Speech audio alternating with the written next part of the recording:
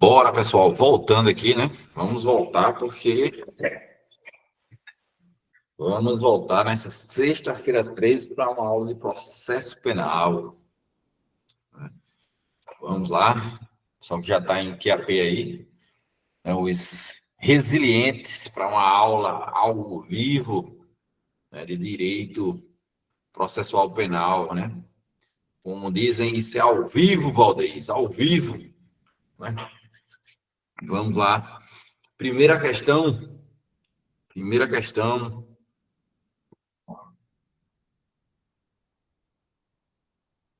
Vamos lá. Em um crime em que a ação penal seja de iniciativa pública incondicionada. Letra A. O inquérito policial poderá ser dispensado. O inquérito policial poderá ser dispensado se o Ministério Público entender que possui informações suficientes para oferecer a denúncia. B. O inquérito policial só poderá ser instaurado após manifestação da vítima do crime, mas não poderá ser arquivado caso ela se retrate. C. O delegado deverá arquivar o inquérito policial quando, após o início das investigações, verificar que o fato criminoso não ocorreu. E D, quando a vítima perdoar o autor do fato criminoso, ocorrerá a desistência e faltará a condição para o exercício da ação penal pública pelo titular. E aí, pessoal, o que é que os senhores respondem aí para mim? Vamos lá, deixa eu voltar aqui. Voltar aqui, pronto. Vamos lá. Deixa eu fixar.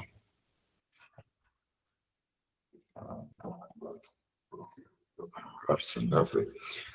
Pois vamos lá, pessoal. Letra A, né? A gente fica com a letra A, a resposta correta. O inquérito policial poderá ser dispensado se o Ministério Público entender que possui informações suficientes para oferecer a denúncia. Pô, beleza, exatamente. É aquela característica do inquérito policial que a gente fala, do inquérito policial, que é a dispensabilidade do inquérito policial, embora haja uma doutrina minoritária que diga que o inquérito policial é indispensável, né? Mas a gente lembra que existem outras formas de investigação, né? Por exemplo, o procedimento investigatório criminal, presidido pelo Ministério Público. A gente lembra também das CPIs, né? CPIs, né? Que também é um procedimento investigatório. Né? Então, a gente fica com a letra A, porque realmente, se existe já os elementos suficientes, o Ministério Público pode oferecer a denúncia. Tá? O inquérito policial só poderá ser instaurado após a manifestação da vítima do crime. Não, isso aqui a gente fala em crime de ação penal pública incondicionada e também no crime de ação penal privada, né? A lei penal pública condicionada à representação ou ação penal privada.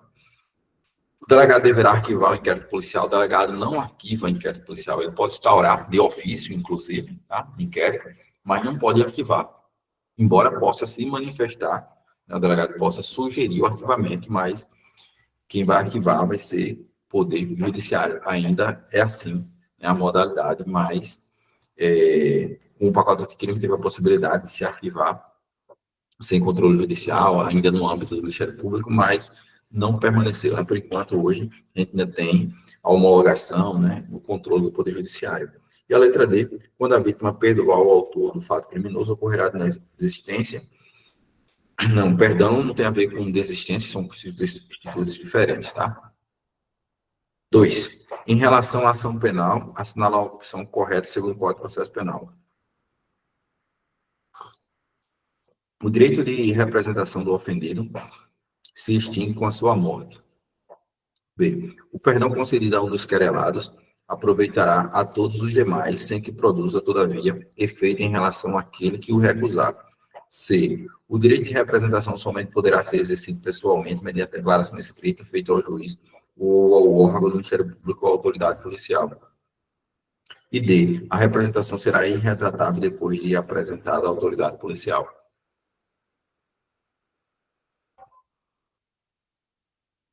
Bom, seguinte, pessoal, direito de representação do ofendido se extingue com a sua morte. Não, que a gente sabe, né, que existem algumas possibilidades, tá?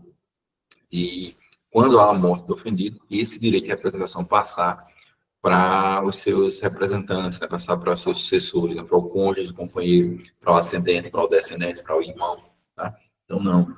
O perdão concedido a um dos querelados, quando o querelante, né, a vítima, quando o autor da queixa-crime, ele oferece o perdão ao querelado, aos réus, né? Aproveitará todos os demais, certo?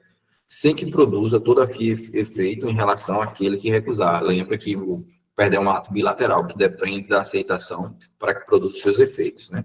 Então a gente fica com a letra B como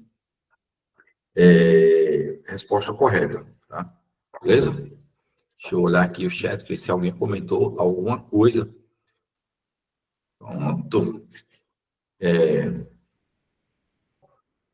Terceira questão. Após a representação realizada pela autoridade policial, titulada Delegacia Especializada de Homicídio de Santa Luzia, Minas Gerais, ratificada pelo Ministério Público, o juiz competente expediu o mandado de busca e apreensão a ser cumprido no endereço residencial de Túlio. De acordo com a narrativa, considerando as disposições do Código de Processo Penal, avalie as afirmativas a seguir. A busca domiciliar será executada de dia, salvo se o morador consentir que se realize à noite. E antes de penetrar na casa, os executores mostrarão e lerão mandado a um morador ou a quem o represente, que manda em seguida abrir a porta. 2. Recalcitrando o morador, será permitido o emprego de força contra coisas existentes no interior da casa para o descobrimento do que se procura. E 3. Fim da diligência, os executores lavraram auto circunstanciado, assinando, se possível, com uma testemunha presencial. E aí, pessoal, a gente fica com A, B, C ou D. Qual é que está correto? 1, 2 e 3, 1 e 2, 1 e 3, 2 e 1, como é? Bom, a busca domiciliar será executada no dia, beleza, salvo se o morador consentir, correto, né? Se antes de penetrar na casa, se mostrarão, lerão mandado ao morador, ok. Ou quem o representa, te manda que em seguida abram as portas, correto, né? Recalcitrando, resistindo ali o morador, será permitido o emprego de força contra coisas existentes no interior da casa para descobrir o que se procura, corretíssimo. Terceira questão, fim da diligência, os executores lavraram auto circunstanciado, beleza, até aqui, assinando, ok, se possível, com uma testemunha presencial, na verdade, duas, se possível, duas testemunhas. Então, a gente fica com 1 e 2, letra B, né, apenas, tá? Quarta questão, que aqui processo penal, o negócio é mais ligeiro, né, mais rápido, ligeiro como quem rouba, como diz, né, no exterior. E principalmente que aqui tá frio, meu amigo, aqui tá frio. E eu tô aqui resistindo nessa sexta-feira fria e 13 para ver o sucesso dos senhores. Então, me ajudem, me ajudem. Vamos lá. Né? Eu não sei se ontem a galera tinha muito no show de Safadão, né? Safadão, né? Tem um show de Safadão lá em Santa Rita, né? E hoje aí, pô, deve estar pipocando, Campina Grande e tal, né? Sexta-feira. Tiago, ontem, depois de aula, fui pro show de Catedral. Catedral? Cara, tá vendo aí, cara? O cara é né? Mas não perdeu a aula, não, viu? Foi depois da aula. Pô, muito bem, cara. Top, top. Aí o cara manteve, né? Pode que sabendo, não sei se é verdade, que tem gente que tá faltando a aula para jogar beach tênis. Aí, isso é inadmissível, cara. Você dá vendo? Pô, novo som em Catedral. Pô, massa. Catedral é negócio, pô? Ainda é banda gospel, não? É, já sabe, mas é uma banda boa pra caramba, velho. Catedral é uma banda muito boa, velho. Vamos lá. Quarta questão. Determinado indivíduo praticou o crime de falsificação de documentos e momentos antes da abordagem de busca e apreensão estabelecida pela autoridade competente, conseguiu evadir-se do local do crime, escondendo todas as provas na casa de seu advogado. Considerando os procedimentos de busca e apreensão, nos moldes do Código de Processo Penal, assinale a afirmativa correta. Na busca domiciliar, é vedada a apreensão de cartas fechadas destinadas ao acusado ou em seu poder. Todavia, é permitido apreender cartas abertas. B. O mandado de busca deverá, sempre que possível, mencionar o motivo e os fins da diligência, embora, em regra, esta não seja uma exigência legal. C. A busca pessoal será efetivada quando houver suspeita de ocultação de arma proibida e será vedada para a coleta de qualquer outro elemento de convicção. E D. embora em regra seja vedada a apreensão de documentos em poder do advogado, do acusado, neste caso, por constituir em elemento do corpo de delito, a apreensão é permitida. A, B, C ou D. Cadê o pessoal que é ligeiro aí no gatilho para já responder aí, né? O pessoal que respondeu aí, letra D. Parabéns, parabéns, não é isso? Isso aí. É uma exceção, né, no caso. Né? Apreender as coisas na posse do advogado, se a coisa apreendida, que você está aprendendo, faz parte, né, do corpo de delito, é a coisa subtraída, enfim. Letra D, parabéns, né? Parabéns. Letra A, né? Tanto cartas abertas quanto fechadas é possível fazer apreensão. Letra B, o mandado você deverá sempre que possível mencionar o motivo e os fins de diligência, embora em regra não seja uma exigência legal. É uma exigência legal. E C, a busca pessoal será efetivada quando houver suspeita de ocultação de arma proibida e será vedada para coleta de qualquer outro elemento de convicção. Não, falso, né? Não é vedado, não. Tá? Quinta questão. Durante uma patrulha, por volta das 22 horas, 2 policiais militares avistaram um corpo, já em uma rua sem movimento. O cadáver aparentava estar no local por vários dias. De fato, a vítima do crime de homicídio havia morrido uma semana antes. Próximo dali, os agentes viram uma pequena casa e, ao se aproximarem, constataram que era habitada, mas que ninguém nela se encontrava naquele momento. Sem mandado judicial, forçaram a janela e conseguiram entrar. Já dentro da residência, após procurarem algum objeto relacionado ao crime, visualizaram uma blusa rasgada e aparentemente manchada de sangue sobre o sofá. Assim, apreenderam a roupa para que posteriormente fosse feita a comparação com o cadáver. Com base nos dados fornecidos, assinaram a afirmativa correta acerca do ingresso na residência e da apreensão da roupa narrados no enunciado. Letra A. O ingresso dos policiais na casa e a consequente apreensão se deram de acordo com a lei, pois, no caso concreto, o interesse em apurar o crime prevalecia sobre a inviolabilidade domiciliar. B. O ingresso dos policiais na casa e a consequente apreensão se deram de acordo com a lei, pois, apesar do local ser habitado, não havia morador presente naquele momento. C. O ingresso dos policiais na casa e a consequente apreensão se deram de acordo com a lei, pois havia flagrante delito no interior da residência. D. A busca domiciliar não foi feita de acordo com o Código de Processo Penal e com a Constituição. Na situação concreta, o ingresso dos policiais na casa não era permitido. E, na hipótese, a prova foi obtida por meios ilícitos. E a opção A, B, C ou D. Já que o pessoal já respondeu aqui, eu nem vi. E você que era igual a outra, né? A questão passada.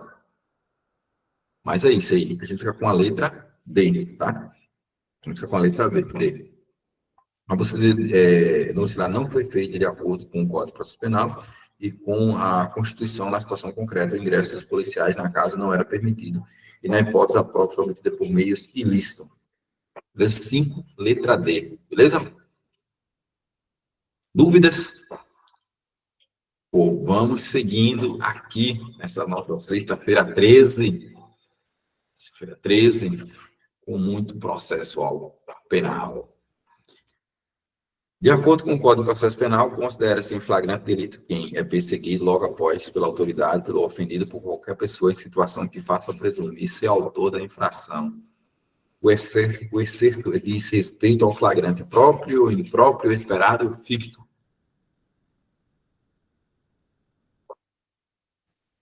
E aí, pessoal? Ela colocou aqui algumas letra B, B, B, B e tal. Flagrante próprio, né? Vamos lembrar que também pode ser dito flagrante, né? Real ali, né? Flagrante real. O impróprio é esse quando há perseguição, é a letra B que respondeu corretamente, né? O esperado quando as autoridades, né? Sabem, né? De forma antecipada que vai acontecer algum delito, algum crime, ficam aguardando para dar o flagrante, né? E o flagrante ficto, que é aquele presumido, né? Que as autoridades, embora não tenha tido a perseguição, acabam encontrando o indivíduo com objetos, né, em circunstâncias que façam presumir ser ele o autor do delito. Tá? O ficto presumido, e aí a gente também tem a figura do flagrante provocado, né, que quando o indivíduo quando as autoridades provocam, né, induz o indivíduo a cometer um determinado delito para que possa prender um flagrante, né? E aí também temos o flagrante forjado, quando o crime ele é plantado para poder incriminar uma pessoa, né? Então, vamos só lembrar disso.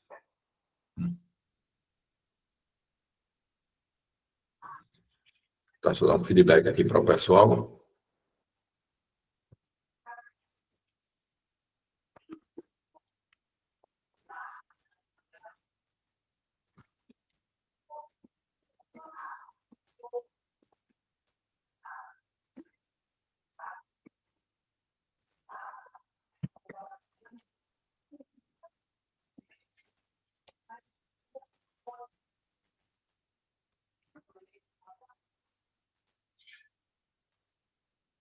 Aí, pessoal, pronto. Respondido aí, tá? Alguma dúvida quanto a isso aí, quanto a esses aspectos? De boa, né? Pronto. Vamos lá. Sétima questão. Enquanto a gente possui drogas em depósito ou guardá-las para entregar para consumo ou para fornecer, haverá uma situação de flagrante. Legal, pois é uma hipótese de flagrante de crime permanente. Legal, pois é uma hipótese de crime instantâneo. Ilegal, pois é imprescindível o mandado de busca e apreensão para ingressar no local do delito. E de ilegal, pois é um típico caso de flagrante forjado. Quem marcou aí a letra A, parabéns, né? É lícito flagrante, tráfico de droga, né? É na modalidade tem depósito, guardar, né? É um crime permanente, né? Um crime permanente. Então, é aquele em que a consumação ela se protrai no tempo. Se ela se protrai no tempo, é possível realizar o flagrante em qualquer momento. E aqui eu quero fazer um nexo, eu quero fazer uma nexo com as aulas de direito penal. Né? A aplicação da lei penal no tempo. Vejam só como é que fala. O indivíduo, né, a gente aplica a lei penal que está acontecendo quando o indivíduo comete o fato, né? O indivíduo cometeu o fato, a lei vai aplicar a lei penal vigente à época do fato. Tá? Mas no crime permanente, o indivíduo ele comete o delito também na vigência de outras da uma outra lei que venha a suceder aquela que tinha no momento do fato. Né? Vamos dar um exemplo para ficar mais claro, né? Vamos supor que o indivíduo ele é menor de idade, ou como alguns preferem, ele é de menor, né? É menor de idade, tem 17 anos, né? Quase ali próximo a completar 18 anos. E aí ele vai e sequestra, priva uma pessoa de liberdade, realiza um sequestro.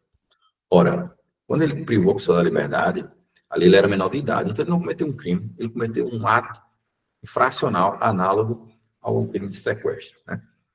E aí, ele mantém a pessoa em cárcere ali e tal, e ele completa 18 anos, né? Completa 18 anos e tal, e continua a pessoa em cárcere. Ora, crime ali permanente, enquanto a vítima está com a sua liberdade cerceada, o delito está se consumando dia após dia, né? Ele está realizando o ato, então aquele indivíduo ele vai responder pelo Código Penal, tá? Pelo Código Penal, e não lá pelo ECA, não lá pelo ECA. Um outro exemplo, tá? Para ficar mais claro ainda. O indivíduo que que começou, por exemplo, antes dessa lei de drogas, a gente tinha uma lei de drogas anterior, né?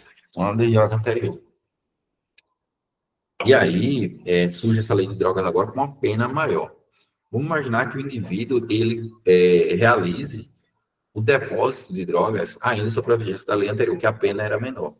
E ele mantém essa droga em depósito até que surge essa nova lei, agora é a lei que nós temos, 11.343, né? 3 de 2006, surge essa nova lei com uma pena maior. Ora, vai ser aplicada essa lei com pena maior para ele, porque mantém em depósito é um crime permanente, e aí aplica a lei mais grave. Por quê? Sobre a égide da lei mais grave, o indivíduo ainda cometeu atos executórios, consultou delitos sobre a égide da lei mais grave. Tá? Então, é possível aplicar a lei mais grave aos crimes permanentes, tá? Sem que isso configure a retroação da lei penal, para você não ficar na cabeça, a lei penal não retroage, só retroage para beneficiar o réu. Verdade, só retroage para beneficiar o réu. Mas percebe, quando ele iniciou a conduta, foi com a lei mais benéfica. Aí surgiu uma lei pior, mas durante a égide dessa lei pior, ele também cometeu a conduta.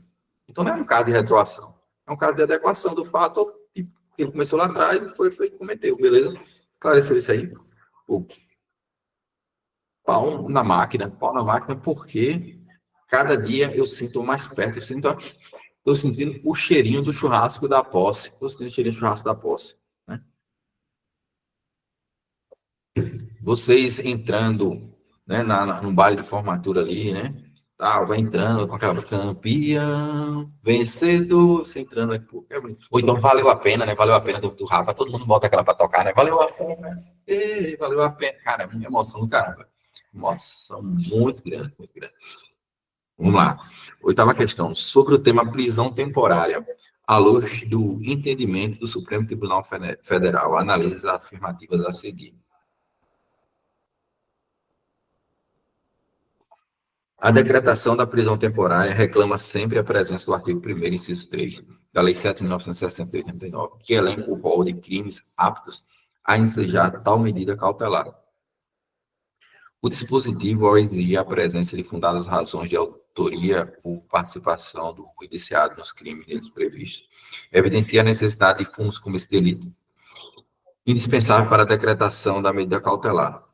O citado rol de crimes possui natureza taxativa, desautorizada a analogia ou a interpretação extensiva, em razão dos princípios constitucionais da legalidade estrita e do devido processo legal substantivo. 2. A prisão temporária deve estar fundamentada em fatos novos ou contemporâneos à decretação da medida. Ainda que se cuide de dispositivo voltado à prisão preventiva, a regra é consequência lógica da cautelaridade das prisões provisórias e do princípio constitucional da não culpabilidade. 3. O Código de Processo Penal dispõe que a prisão preventiva somente será determinada quando não for possível a sua substituição por outra medida cautelar, observado o artigo 319 deste Código. O não cabimento da substituição por outra medida cautelar deverá ser justificado de forma fundamentada nos elementos presentes do caso concreto, de modo individualizado. A citada disposição desse Código não se aplica às prisões temporárias por possuir natureza de medida cautelar na fase investigatória pré-processual. E aí, pessoal? O que é que vocês respondem aí para mim? Enquanto vocês decidem aí, né? Vamos fazer os comentários aqui das questões. Vamos ler e fazer os comentários, né? Primeira, inciso 1, a decretação da prisão temporária. Primeira alternativa aqui. Reclama sempre a presença do artigo 1º correto, né? Da Lei de 1960, que além com o rol de crimes aptos a ensejar medida cautelar, sim. O dispositivo, ao exigir a presença de fundadas razões de autoria e participação do indiciado nos crimes deles previstos, evidencia a necessidade de fundos como esse delito, indispensável para a decretação de medida cautelar. Corretíssimo, né? O estado e rol dos crimes possui natureza taxativa, exatamente, é taxativo. Desautoriza a analogia, né? Não vai caber essa analogia aqui. Ou interpretação extensiva, certo? Em razão dos princípios constitucionais da legalidade e do processo legal. Então, está correto, né? Está correta. Então, a gente já elimina ali embaixo a letra D, né?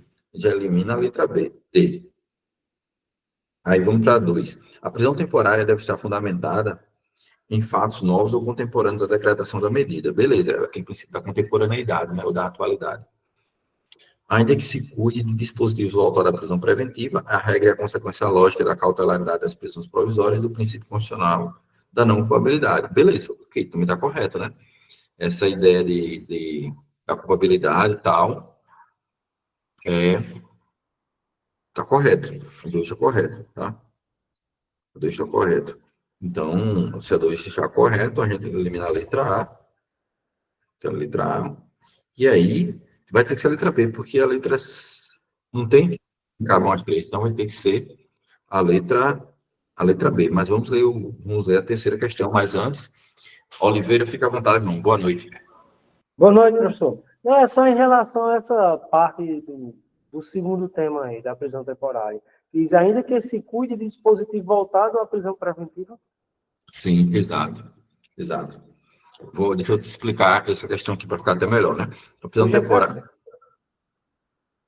Não entendi o final, Oliveira. Não, só disse, por gentileza, para você explicar. Bom, vamos lá. Posição, inclusive, recente, né? Jurisprudencial, tá? Veja só, a prisão temporária deve estar fundamentada em fatos novos ou contemporâneos da decreção da medida? Sim, certo? Precisa da atualidade, da contemporaneidade, tanto se aplica a prisão preventiva quanto a prisão temporária, tá? Ainda que se cuide de dispositivo voltado à prisão preventiva, porque qual é o dispositivo que ele faz a menção? O artigo 312, parágrafo 2º do Código de Processo Penal, né? Embora esse dispositivo tenha sido inserido na parte em que trata, né, dos fundamentos da prisão preventiva, eu só me recordo se foi o STF ou o STJ que julgou, mas foi um dos dois tribunais superiores, que tem uma decisão acerca desse fato, desse evento aqui, é uma jurisprudência, na verdade, isso, que ele vai dizer o seguinte, que ainda que se cuide de dispositivo voltado à prisão preventiva, a regra é consequência lógica da cautelaridade das prisões provisórias, né? Prisões provisórias, que aí você vai entender todas aquelas prisões que não decorrem de uma sentença penal condenatória com trânsito em julgado, tá? Então, eu tenho como prisões cautelares, né, como gênero, a prisão flagrante, a prisão preventiva e a prisão temporária. São espécies do mesmo gênero, tá? Então, se ele tem uma regra da atualidade que eu tenho que aplicar a prisão preventiva, entendeu o tribunal que tem também que se aplicar a prisão temporária, tá? Beleza? Então, isso aqui é uma interpretação jurisprudencial, tá? Do dispositivo. Não, tranquilo, tranquilo. Foi só um entendimento, que quando eu botei aqui, ainda que cuide de dispositivo voltado à prisão preventiva, aí eu alenquei aqueles dispositivos de prisão máxima, a questão da ordem, dos crimes econômicos, botei tudo, mas no caso aí foi interpretação errada. Pronto, beleza. Mas, cara, eu agradeço a participação. Isso é até bom, porque a gente vai esclarecendo alguns pontos, né? Você acha que não, tá? Mas vai esclarecendo. Isso é muito bom. A terceira questão, o Código de Processo Penal dispõe que a prisão preventiva somente será determinada quando não for cabível a sua substituição por outra medida cautelar, observado o artigo 319 desse Código. O não cabimento da substituição por outra medida cautelar deverá ser justificado de forma fundamentada nos elementos presentes no caso concreto, de modo individualizado. A citada disposição desse Código não se aplica às prisões temporárias. Não, errado. A questão está aqui, né? Eu acabei até de explicar. São gêneros, né? São espécies do mesmo gênero. Né? Então, a disposição desse Código não se aplica às prisões temporárias, mas, pelo contrário, aplica-se às prisões temporárias por possuir uma natureza de medida cautelar na fase investigatória pré-processual. Nada a ver. Então, é aquela ideia da subsidiariedade, né? As prisões, elas são subsidiárias, né? Elas é a última ratio, é o último elemento instrumental que as autoridades, que o judiciário detém, né? O delegado de polícia, promotor, enfim, para poder tutelar o processo, as investigações, enfim. As prisões elas são instrumentais. Então, para o juiz primeiro aplicar uma prisão, ele tem que verificar se não consegue cumprir aquele fim aplicando uma medida cautelar diversa da prisão, né? Ontem eu fiz uma representação com medida cautelar diversa da prisão, né? Medida cautelar diversa da prisão. E o que aqui, uma das coisas que eu solicitava era a proibição, né? Proibição de que, né, a representada não mantivesse contato, né, com as vítimas, né, e com os parentes da vítima por nenhuma forma. Apresentar para que ela não mantivesse contato em rede social e nada, né? Então, é uma medida subsidiária, claro. Se ela não cumprir e continuar mantendo contato, né, gerando ali um desconforto, uma perturbação para as vítimas, não é, uma possível ameaça poderá caber, né, depois de uma prisão preventiva. Uma prisão preventiva. Então, no caso, eu julguei que não seria o caso ainda de pedir uma prisão preventiva, né? Fiz a ideia de proporcionalidade, e aí acaba tendo uma restrição da liberdade, porque a pessoa não vai poder entrar em contato, tá? Vai evitar manter contato com algumas pessoas, mas aí a medida cautelar prevista no artigo 319 do CPP, tá?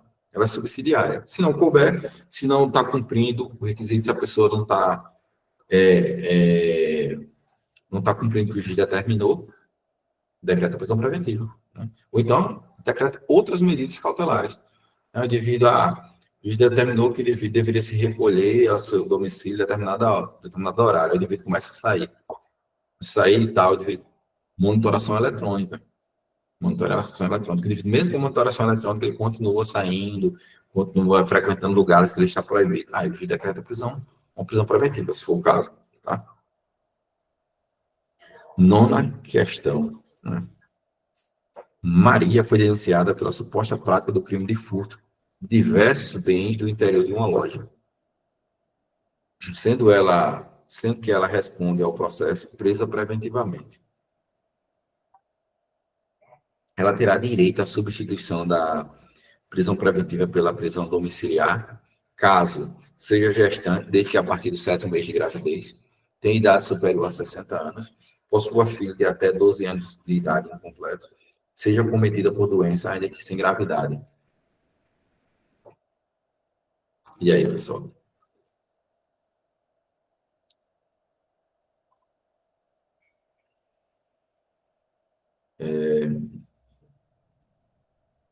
Deixa eu só...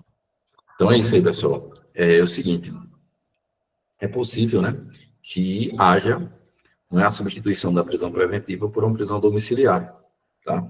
Porém, no caso da mulher, que ela não pode ter cometido o crime, né, com violência, grave ameaça ou contra, né, os seus descendentes, né, pode ter cometido contra seus descendentes. Preenchido esse requisito, ela também tem que preencher os requisitos de possibilidade da substituição da preventiva pela domiciliar. E aí, seja gestante, é uma possibilidade, se ela for gestante, não tem esse condicionamento a partir do 7º mês de gravidez, não tem esse condicionamento. Tem idade superior a 60 anos, também não tem, né, essa questão de vai verificar, vai estar previsto lá no Código de 70 anos, né, Código de Processo Penal. Possui filho de até 12 anos de idade incompleta, no caso criança, né, conforme previsão do ECA, seja cometido por doença, ainda que sem gravidade, né, doença, mas aí tem que ser grave, e aí a gente fica realmente com a letra C, beleza? C de coração que vocês entregaram, né, ontem, né, às amadas dos senhores e aos amados das senhoras, né? E os amados também dos senhores teriam problema com isso, né? Então... É o caso de Tiago aí, show de bola. Pô, aí tá vendo aí, Tiago? Então, importante é o amor, né? Importante é o amor. Então, décima questão, é correto afirmar que a prisão temporária seja decretada pelo juiz em face da representação da autoridade policial ou de requerimento do Ministério Público, que terá o prazo de...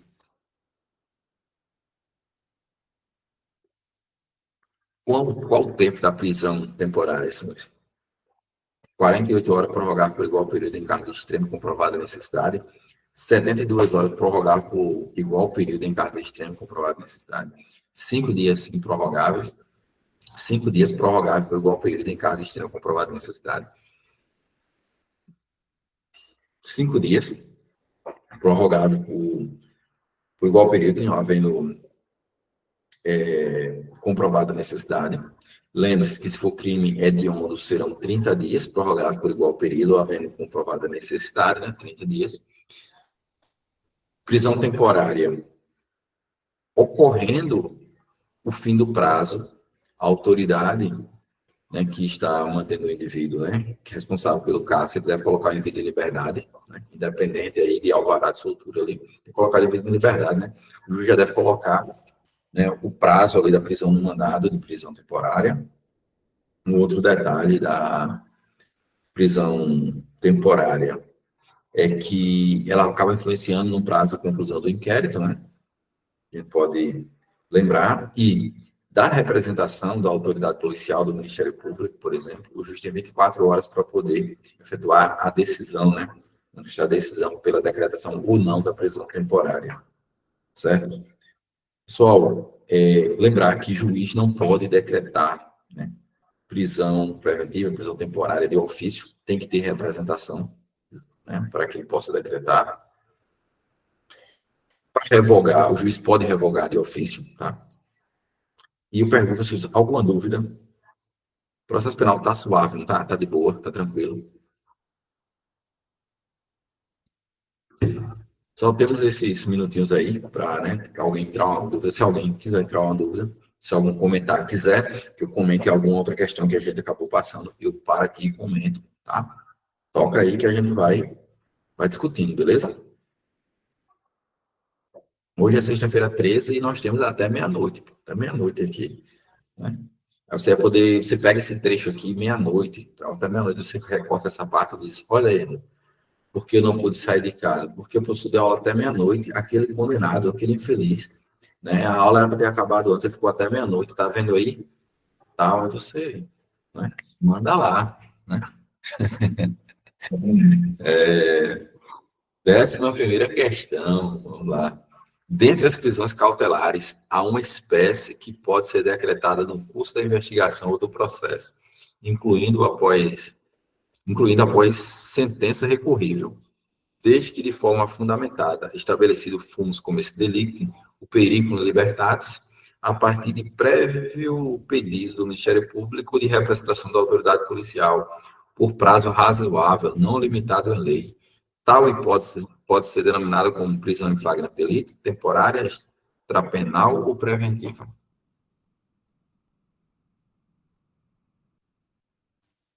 Só uma das diferenças entre prisão temporária e preventiva é que a prisão temporária ela é submetida a um prazo. A prisão preventiva ela não tem um prazo. É que seja um prazo razoável, mas não tem estabelecido quantos dias, né? Embora você vai fazer uma leitura em Código de Processo Penal, você vai encontrar um prazo de 90 dias para o juiz verificar se estão presentes os requisitos que autorizaram a decretação da prisão preventiva. E aí eu vou dizer o seguinte para você, né? Aquele prazo lá para o juiz, né, verificar se são presentes os requisitos. Não quer dizer que o prazo preventiva são 90 dias, né? Segue um prazo 90º. Não. Pode ser que a prisão preventiva dure mais tempo ou menos tempo. Depende se estão presentes ou não as circunstâncias que autorizaram a decretação da prisão preventiva. Beleza? Então, a prisão preventiva não tem prazo. A prisão preventiva, ela cabe durante a investigação processual, tá? Durante a fase de inquérito, cabe durante o processo e após sentença penal recorrível. Cabe ali a prisão preventiva, tá? Cabe a prisão preventiva. O indivíduo foi condenado, cabe recurso ainda da sentença condenatória e o indivíduo, por exemplo, foge da culpa. O juiz decreta, o promotor, por exemplo, requer a prisão preventiva, o juiz decreta a prisão preventiva. Pode ser que se cumpra essa prisão preventiva, né? É possível, tá? Então, a prisão preventiva ela que tem um maior lastro, né, temporal para que seja decretada investigação, processo e após sentença penal condenatória sem que haja trânsito em julgado, tá? Prisão em flagrante delito não, extrapenal também não. A gente fica com a letra D, prisão preventiva. E agora eu vou aqui, que o Lincoln, ele pede aqui, né, para comentar a letra D da questão 2. Vamos voltar na questão 2. Vou voltar na questão 2 para a gente lembrar qual era a questão aqui. Em relação à ação penal, se a opção correta, segundo o Código de Processo Penal, que é a letra D. A representação será irretratável depois de apresentada à autoridade policial. Então, a retratação, ela é possível ser feita até o oferecimento da denúncia, tá? Até o oferecimento da denúncia. E é possível haver a retratação. Quando o indivíduo chega e diz, eu quero representar contra fulano de tal ter cometido, sei lá, um crime contra o estelionato, né? Na modalidade que cabe a representação, crime. Beleza, está lá rolando o inquérito policial, e assim, não, eu não quero mais representar. Ele se retrata da representação. É possível? É possível, a retratação é cabível. E até quando ele pode fazer isso? Apresentar a retratação, se retratar, apresentar a retratação, se retrata, até quando? Até o oferecimento da denúncia. Tá? O promotor ofereceu a denúncia, acabou, ele não pode mais se retratar, certo? E aí você não pode confundir, por exemplo, com um caso de violência doméstica. Porque no caso de violência doméstica, submetida à Lei Maria da Penha, a mulher, ela pode, né, realizar a retratação até o recebimento da denúncia. É diferente. Não é até o oferecimento, é até o recebimento da denúncia. Ou seja, um período ainda maior para que ela possa exercer o juízo de retratação. Pensemos no crime de perseguição no contexto de violência doméstica familiar. O indivíduo disse, não, a Maria, né, eu sou apaixonado por aquela menina, e começa. As mulheres se separam do cara, o cara começa. Pega a moto e passa na rua da casa da menina, todo dia, fica passando ali na frente, né? Aí para a moto lá do prédio, ela lá no prédio, ele fica lá embaixo, né, montando campana, guarda lá embaixo. Está perturbando a esfera de intimidade, de liberdade da vítima. Aí a mulher vai para o trabalho, ele vai para a porta do trabalho. A mulher vai para a porta da academia, ele vai para a academia. A mulher vai para para, sei lá, sai com os amigos, para um bar, o cara vai lá e fica na frente esperando, né? Cara, ela representa, toda a polícia instaura inquérito, começa a ouvir todo mundo, e aí relata o inquérito, chega lá no promotor, o promotor oferece a denúncia, aí, antes de ajudar do juiz receber, ela vai lá no fórum e diz assim, ó, eu vim retirar a queixa, porque ele não fala representação, né? Fala assim, vim retirar a queixa. Né? Aí, chega lá e diz, ó, eu vou me retratar. O que é que acontece? O juiz marca uma audiência específica para esse fim, tá? Entendo isso, vai marcar uma audiência específica para esse fim e marcando essa audiência para esse fim, né, para poder ouvir a mulher, diferentemente dos outros casos, que não exigem uma audiência para a mulher, no caso da violência doméstica, é necessário que haja uma audiência específica para esse fim. E esse direito de ter uma audiência é um direito subjetivo da mulher. Ela que vai lá, não é necessário que, se ela não compareceu, ninguém lá do fórum, o juiz não pode mandar intimar a mulher para saber se ela quer desistir da representação ou não, beleza? O Lincoln já colocou aí o ok, que já entendeu. Boa noite, Lincoln. E eu vou só seguir aqui com as outras questões para a gente encerrar, né, a aula de hoje. Quem tiver mais dúvida, coloca aí, pô. Vamos, né, trocando a ideia que hoje é sexta-feira 13, meu amigo. Hoje é dia de, sabe, sangue no olho. Quando você for assistir um filme de terror mais tarde, vocês vão ficar estudando direito penal ali, né?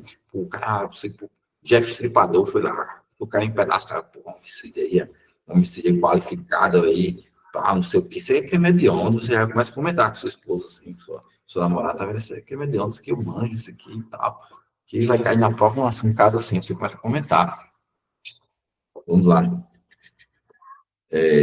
A gente, 12ª questão. A Lei 7.960, 21 de dezembro de 89, que dispõe sobre prisão temporária, e o seu rol taxativo, artigo 1º, né, define que cabe prisão temporária quando houver fundadas razões, de acordo com qualquer prova admitida na legislação penal, de autoria ou participação do indiciado nos seguintes crimes, exceto qual dos crimes não cabem, né, qual dos crimes não cabem prisão temporária.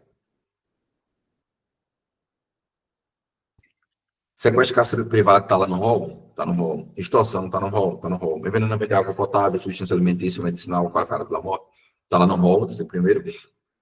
Então, falsificação do documento público não está. Letra D é a resposta. Então, é aquela questãozinha de memorizar os crimes que estão previstos. Né? Faz um mnemônico lá, tenta memorizar. Tá? Meus queridos, alguma dúvida? Posso esclarecer mais alguma coisa? Posso sugerir quem vai tomar uma cervejinha gelada, tomar aquela Heineken geladinha boa, ou então tomar aquela glacial, né? Aquela glacial, velho. Ixi, né? Então, no mais, contem comigo. Estou presente lá, quem tiver uma dúvida aí pode mandar, pode quiser discutir algum assunto, a gente vai discutir, comentar lá no Instagram, tá? Pô, muito boa sugestão, beber, escutar aviões do forró, o cara vai dormir e tal, né? Pô, cara, aproveite a sexta-feira, senhores. Deus abençoe a todos e comecemos um bom final de semana e começaremos a próxima semana também com o mesmo ânimo de estudar, tá? Pega agora o final de semana, não entrega o jogo. Esse final de semana, cara, esse final de semana resolve questão, vai resolver questões, vai estudar, vai revisar. Mas se errou alguma questão aqui, vai ver porque errou, vai discutir, tá? Aquela questão, vai comentar para poder começar a ver melhor o nível lá em cima semana que vem, tá? Forte abraço a todos, até mais, valeu, pessoal.